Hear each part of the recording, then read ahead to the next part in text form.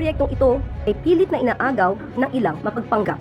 Ay pilit bubulagin ang mga kababayan natin sa pamamagitan ng pagpapanggap na kanila daw ang proyekto na People's Ville sa Davao City. Development permit po ay na-issue lamang noong July 18, 2023.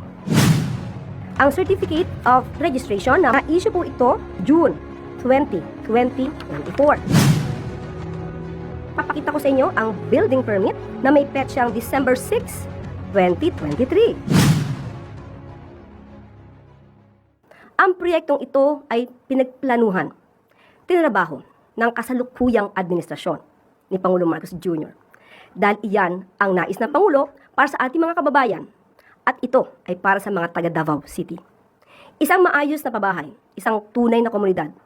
Ngunit ang proyektong ito ay pilit na inaagaw ng ilang mapagpanggap na kahit wala silang anumang kontribusyon sa pagod ng Pangulong Marcos Jr. at ng DSUD ay pilit bubulagin ang mga kababayan natin sa pamamagitan ng pagpapanggap na kanila daw ang proyekto na People's Ville sa Davao City.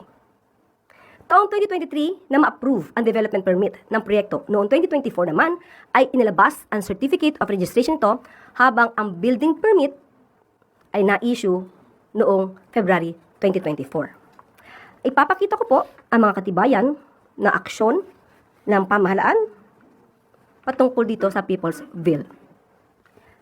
Narito po ang development permit para hindi po tayo mabulagan at maloko ng iba mga taong nagpapanggap na ang proyektong ito ay sa kanila at hindi sa kasalukuyang administrasyon. Ang development permit po ng People's Ville sa Davao City ay na-issue lamang noong July 18, 2023. Ito po ang pinalaking kopya ng development permit. At kung mapapansin niyo po, nandito po yung date. Kaya pinalakihan ko rin po para makita ng ating mga kababayan. Ito po yung pinalaking upper portion ng nasabing development permit. Nandito ang petsa, July 18, 2023.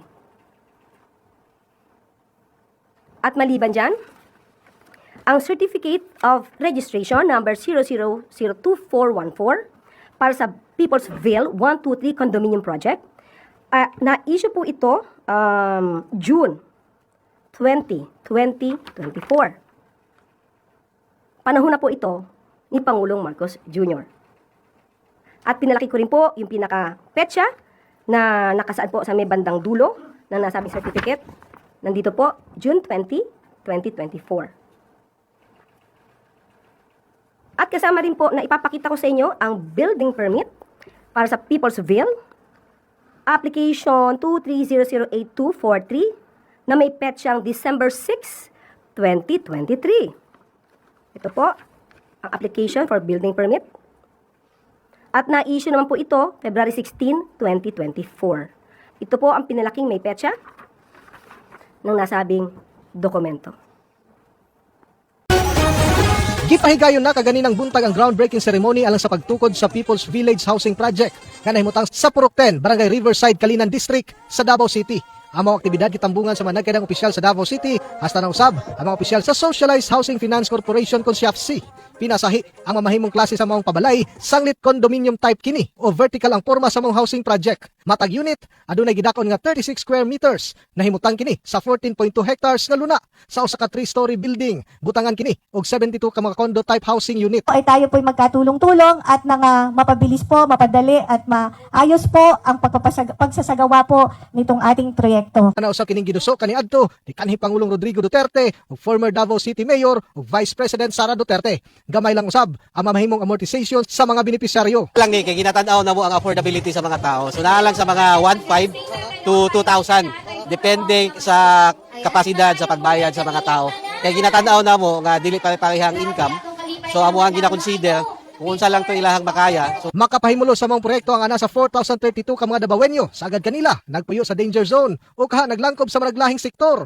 Busa dili masukod ang kalipay nga ilang gibati sa mga napiling benepisyaryo sa mga pabalay. Labi na nga halos upat ka tuig usab nila kining gihulat. At least karon na-realize na gyud. From 2018 na mo nga paningkamot, nag-apply mi ani na nadyo katumanan. Nagkita na gyud nato nga nagihayag.